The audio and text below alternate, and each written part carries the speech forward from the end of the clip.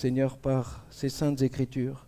Seigneur, qu'elles soient mises en pratique dans nos vies, Seigneur, et que ton nom soit glorifié, Jésus-Christ. Amen. Amen. Bonjour à tous, frères et sœurs, chers amis, vous qui êtes de passage au milieu de nous. On est heureux de vous accueillir ce matin dans ce lieu et de pouvoir ensemble louer notre Dieu. Amen. On va sans plus tarder ouvrir la parole et je ne sais pas si tout est prêt au niveau du PowerPoint, ça va venir, vous inquiétez pas, ce n'est pas le plus important. On va juste déjà affirmer ce titre de ce message, « Changer pour vivre ». Avez-vous déjà éprouvé le désir de voir les choses changer autour de vous ? On aimerait voir les choses changer au milieu de nous. On a aujourd'hui un monde qui aimerait tellement changer. On a une société qui aspire à un changement. Aujourd'hui, nous avons tous été votés en tant que citoyens français. Nous avons été votés pour voir aussi des choses changer et bouger dans notre pays. Nous avons beaucoup d'affection pour notre pays parce que la Bible nous enseigne à prier pour nos représentants, pour ceux qui nous dirigent, et je crois que nous le faisons. Nous voulons voir changer les choses dans notre société, dans la politique aussi, peut-être sur notre travail, d'avoir un monde meilleur, un cadre meilleur, vivre autrement. Et cette soif de changement exprime aussi une insatisfaction ou un désir de sortir de notre souffrance, de notre marasme. On a l'impression que notre vie stagne et les gens ont ce sentiment qu'il n'y a rien qui bouge, il n'y a rien qui change et on a l'impression qu'on fait toujours la même chose. Les choses que nous faisons qui nous dérangent, on voudrait tellement les arrêter mais on n'y arrive pas. Il y a comme quelque chose qui nous empêche d'entrer dans un changement de vie. Et si ce n'était pas moi qui avais besoin de changer, de nous qui aurions besoin de changer ce matin. Vouloir changer pour être mieux, bon, excellent, sans l'aide de Dieu, on risque de devenir orgueilleux, on risque d'être séduit et on risque d'être trompé et de se tromper. Vouloir être mieux. Pour progresser, il faut d'abord changer. Les gens veulent progresser. Et non, un chrétien a le désir de progresser parce que son cœur a été changé. C'est ce qu'on verra ensemble dans ce message. Si nous changeons, nous allons progresser. Changer pour être mieux ou changer plutôt pour être comme Dieu le veut. Être de désir de changer dans notre vie pour être mieux à la vue des autres, ce n'est pas le plus important. Le mieux, c'est de changer pour être comme Dieu le veut. Amen. Dieu a le pouvoir de faire toutes choses nouvelles. Amen. Et il nous appelle à venir à lui pour être changés. Et c'est ce qu'on va ensemble regarder dans cette suite ici. Et j'aimerais prendre ce passage d'Ézéchiel 33, verset 11. Il est intéressant de se plonger dans le contexte de ce livre d'Ézéchiel qui est dans l'Ancien Testament et c'est un livre qui est prophétique, qui est dans les prophètes et à plusieurs reprises Dieu a parlé à son peuple qui s'était détourné à l'époque des rois. Israël avait commis beaucoup de péchés et s'était détourné de Dieu, ils avaient adoré les divinités jusqu'au point, ce livre nous déclare et nous apprend une chose sur Israël, c'est qu'ils étaient capables de faire passer leurs enfants par le feu pour avoir la pluie du ciel qui tombe sur le pays. Imaginez un peu ce peuple qui a reçu les lois de Dieu, qui a reçu toutes les paroles de Dieu, qui a été aimé, chéri, et sont arrivés à ce stade. Qu'est-ce qui a pu amener ce peuple à se détourner de Dieu ? Quelque chose s'est passé en eux. Les années ont suivi, alors qu'on arrive ici au bout de la royauté, Dieu va utiliser le peuple de Babylone pour venir détruire Israël, Jérusalem, et mettre tout à plat. Tout va être détruit. Et quelques personnes vont être exilées, les nobles de Jérusalem, et quelques personnes du peuple vont être exilées à Babylone. Et c'est comme ça qu'il y a une histoire pour Israël, pour le peuple juif, à Babylone. Et là, il va se passer quelque chose. Dans ce récit de ce qui est arrivé, Dieu avait parlé à son peuple, par la voix des prophètes. Repentez-vous, détournez-vous de votre péché, revenez, changez de voie. Vous êtes en train de vous envoyer dans le mur, vous êtes occupé de vous planter. Le prophète a utilisé plusieurs images. Il y a eu Jérémie qui a parlé en son temps, Ésaïe. Il y a eu plusieurs prophètes qui ont imploré le peuple pour qu'il se détourne. Et vous savez ce qui se passait quand Ézéchiel annonçait une pensée de Dieu? Le peuple d'Israël était là et puis c'était comme un spectacle. Allez, on va aller écouter le bonhomme là qui est en train de nous parler. Et puis ils étaient là, ils entendaient tout ce qu'Ézéchiel était en train de décrire sur ce que Dieu allait faire. Et pas un bougeait. À la fin, les gens se levaient et ils rigolaient et ils se moquaient d'Ézéchiel et ils repartaient leur vie. Mais ce qu'Ézéchiel a prophétisé de la part de Dieu, l'histoire nous raconte que c'est vrai. Pas seulement la Bible qui nous parle de la déportation d'Israël, mais les écrits babyloniens, perses, nous racontent tout ce qui s'est passé. Et quand Dieu parle, la chose arrive. Mais Dieu ne parle pas seulement pour un jugement, mais Dieu prévient, Dieu annonce, parce que Dieu est un Dieu d'amour. Et il veut non pas que l'homme meure, mais qu'il soit sauvé. Dieu nous appelle pour être changés. Regardez tout l'amour de l'Éternel qu'il va manifester à ce peuple. Et il parlera à Ézéchiel en lui disant, dis-leur, je suis vivant, dit le Seigneur, l'Éternel. Ce que je désire, ce n'est pas que le méchant meure, c'est qu'il change de conduite, qu'il vive. Revenez de votre mauvaise voie. Et pourquoi mourriez-vous, Israël? Ce passage ici met en évidence que Dieu interpelle, Dieu parle au cœur de l'homme pour qu'il change. Et c'est le Saint-Esprit qui interpelle, c'est le Saint-Esprit qui nous convainc de péché, de justice, de jugement, qui parle au cœur. Et ce message est clair. Revenez et changez. C'est extraordinaire l'hébreu. Ce texte a été écrit en hébreu et il nous révèle que le mot revenir et changer, c'est exactement le même mot en hébreu, shuv, qui signifie revenir, faire demi-tour, se convertir, mais aussi être restauré et être rétabli. Dieu désire que nous puissions changer nos voies, changer peut-être ces habitudes qui nous conduisent à la mort, pour nous amener aussi à être transformés et restaurés. Dieu ne va pas nous demander d'accomplir des choses que intérieurement nous ne sommes pas capables, que nous sommes capables de faire, mais il va nous demander des choses qui sont incapables, mais nous rendre capables. Amen. C'est la folie de Dieu. Dieu ne peut rien faire si nous ne répondons pas à son appel. Il nous appelle, il nous interpelle. Dieu nous appelle pour être changés. Qu'il change de conduite pour vivre. Dieu veut que nous soyons changés et on va reprendre ce verset, Ézéchiel 33, 11. Ce que je désire, ce n'est pas que le méchant meure, mais c'est qu'il change de conduite et qu'il vive. Toute cette pensée, elle traverse toute l'Écriture. Toute la Bible nous révèle cette pensée de Dieu. L'apôtre Paul dira dans 1 Timothée chapitre 2, verset 4, « Dieu notre Sauveur veut que tous les hommes soient sauvés et parviennent à la connaissance de la vérité. » C'est bon? Ne vous inquiétez pas, il est temps que j'ai un prompteur pour que je sache où on en est. Je n'ai pas les yeux derrière la tête, hein. Je ne sais pas pour vous, moi j'en ai pas là donc je ne vois pas. Allez, on est ensemble. Dieu notre Sauveur veut que tous les hommes soient sauvés et parviennent à la connaissance de la vérité. C'est le profond désir de Dieu. Dieu n'est pas à nous laisser dans notre ignorance et nous dire « Ah, ils ne me connaissent pas. Eh bien, tant pis pour eux. » Non.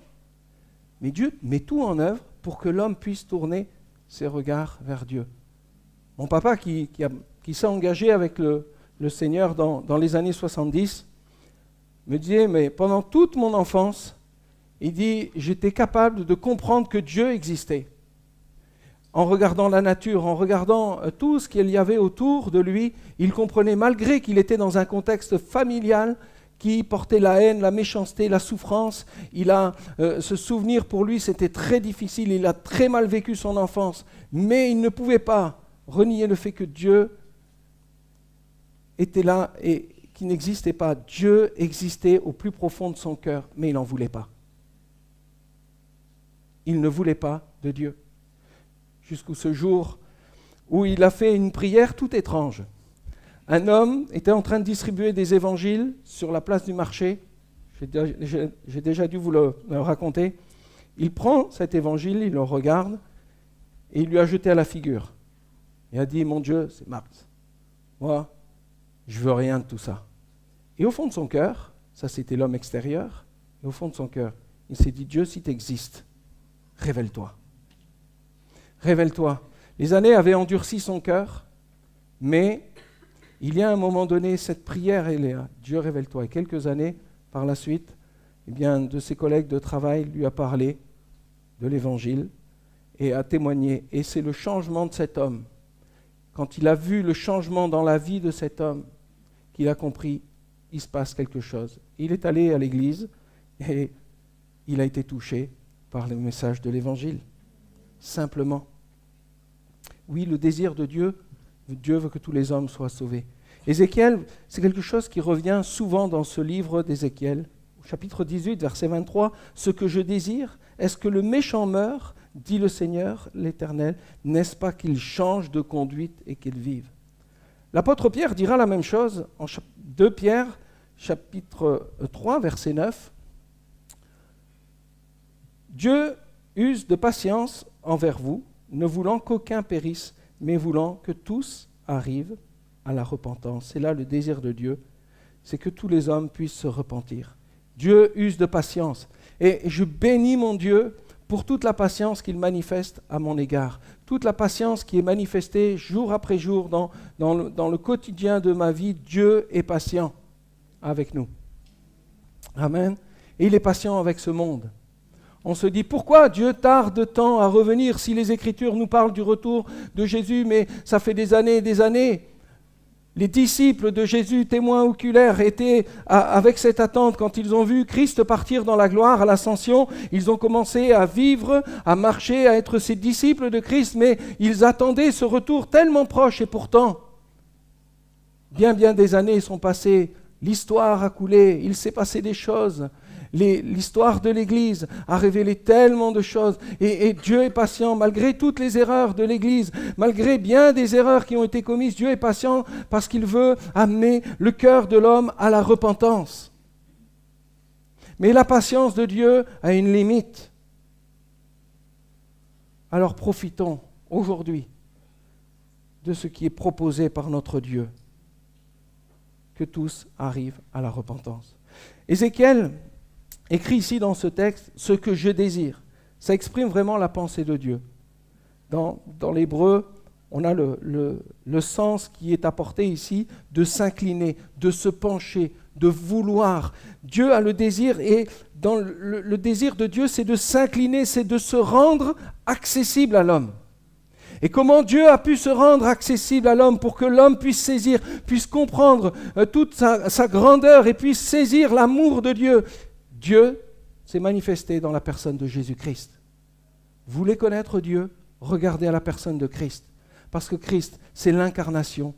Dieu s'est incarné. Il est l'être, la langue, la parole, il est l'expression, il est la bouche de Dieu, il a été tout. Il est le Fils de Dieu, c'est-à-dire que tous les attributs de Dieu étaient dans la personne de Christ. Il est venu au milieu de nous, il est venu toucher, il est venu à notre contact, il est venu pouvoir partager et pouvoir délivrer. Lisez les évangiles et vous verrez combien Dieu a manifesté par Jésus-Christ la compassion, l'amour et la miséricorde.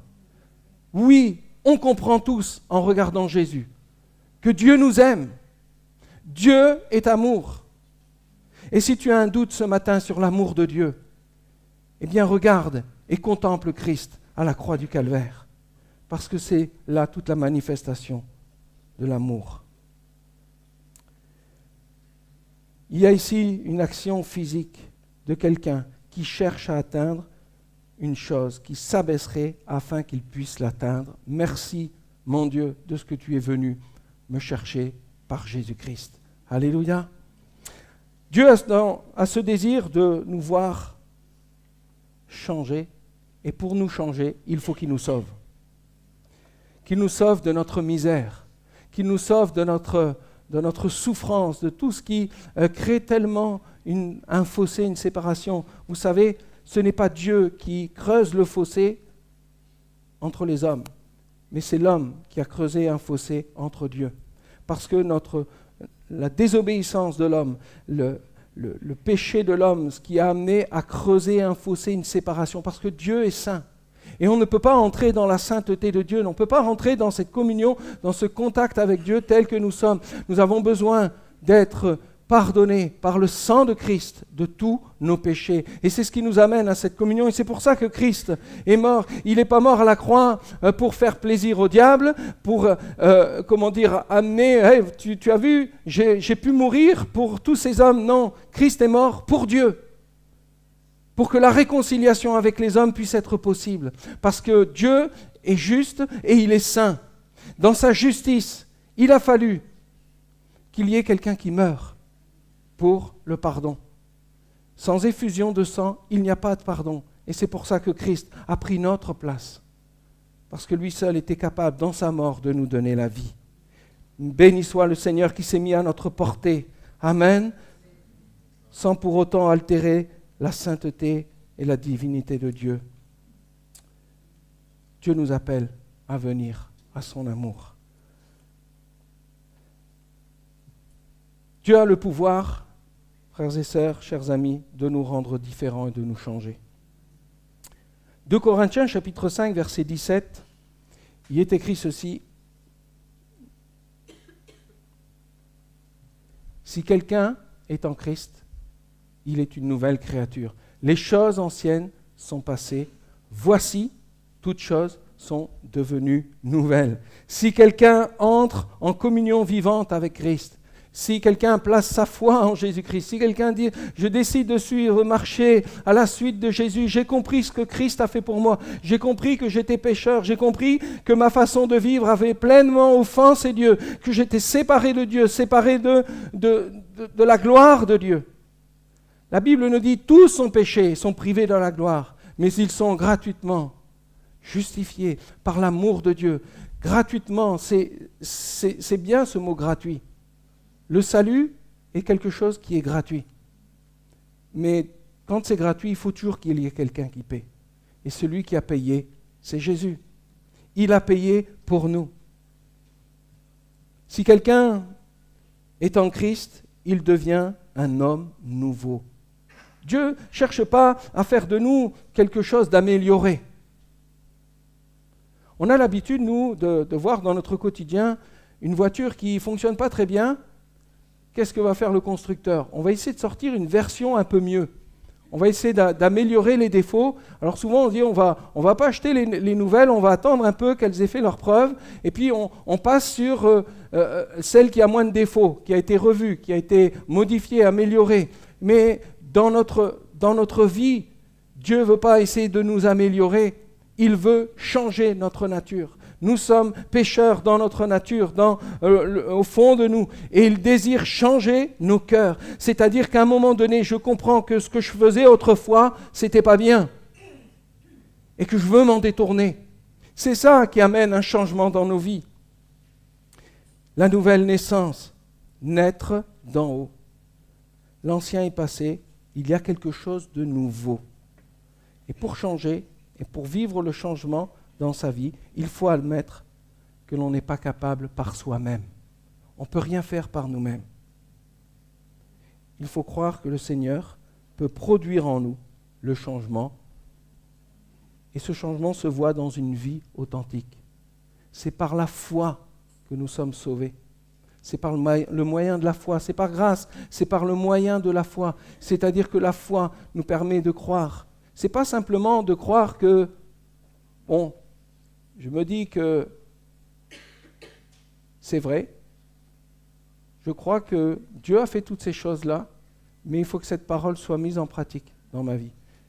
Ce que je partageais il y a quelque temps aux jeunes à AC3, les jeunes d'AC3, je leur avais dit, chez les jeunes, si je vous dis que dans le terrain, là, il y a un trésor, vous allez dire à tout le monde, dans le terrain, il y a un trésor. C'est vrai qu'il y a un trésor dans le terrain. Mais de savoir qu'il y a un trésor, c'est très bien. Mais de prendre une pelle, de creuser, d'aller chercher ce trésor, c'est mieux, croyez pas? On peut dire, oui, on croit en Jésus, on croit toutes ces choses-là, mais quelque part, on n'a pas été creuser ce trésor pour qu'il soit nous, pour mettre au fond de notre cœur cette parole puissante, pour qu'elle vienne changer nos vies. En fait, ce qui était mort a été rendu à la vie. Spirituellement, nous étions morts. Nous sommes morts physiquement, mais spirituellement, nous étions morts. Éphésiens chapitre 2, j'aime l'apôtre Paul parce qu'il n'hésite pas à rappeler ce que nous étions autrefois. Nous tous aussi, nous étions de leur nombre, nous vivions autrefois selon les convoitises de la chair, accomplissant les volontés de la chair et de nos pensées, et nous étions par nature des enfants de colère comme les autres. Voilà ce que nous étions autrefois. Dites chapitre 3, verset 3, « Car nous étions autrefois insensés, désobéissants, égarés, asservis à toute espèce de convoitise, de volupté, vivant dans la méchanceté et dans l'envie, dignes d'être haïs, nous haïssant les uns les autres. Mais la bonté et la grâce de Dieu, en Jésus-Christ notre Sauveur, nous a sauvés et nous a rendus à la vie. » Oui, c'est ce que nous étions autrefois. Mais Dieu a changé nos cœurs. Dieu n'a pas voulu d'abord nous discipliner à être quelque chose, mais il a d'abord voulu changer nos cœurs pour que cette discipline puisse devenir un délice. Si on se dit disciple de Christ, cette discipline, ce n'est pas quelque chose qu'on va essayer de se mettre sur nous, quelque chose qui est difficile. C'est parce que Dieu va changer nos cœurs. Et ce qu'on va le faire, on va le faire avec amour. Il y a des choses qui vont venir et quelque part nous dégoûter sur ce que nous faisions autrefois. Ça ne veut pas dire qu'on est parfait. On est tous d'accord. Personne qui dit Amen. On est loin d'être parfait. Parce que nous sommes encore dans un corps qui est imprégné du péché. Notre corps charnel est appelé à partir. Mais notre âme a été changée, notre âme aspire. C'est pour ça que souvent, il y a ce combat avec ce que nous sommes, charnellement, la chair. Mais notre âme est puissamment remplie de l'Esprit quand nous acceptons Jésus-Christ. Et il y a des choses qu'on va faire. Seigneur, merci parce que tu m'aides dans mon quotidien, tu prends soin de moi dans mon quotidien. Alléluia. Quelle heure il est là? C'est bon? C'est bon, il y a l'horloge, je ne veux pas être trop long. Hein? On a des témoignages à entendre. Hein? Je voudrais juste terminer avec cette réflexion. Prochainement, on va avoir un mariage, alors c'est juste pour donner un peu quelques idées de ce que sera la prédication. Parler des noces de Cana. Vous vous rappelez, c'est le premier miracle que Jésus a fait quand il a démarré son ministère. Il a changé l'eau en vin. Et tout le monde connaît ce miracle dans la culture chrétienne. Même parfois des humoristes vont prendre ce miracle pour se moquer de Dieu. Mais cette réalité de ce que Jésus a fait, il a été invité à un mariage.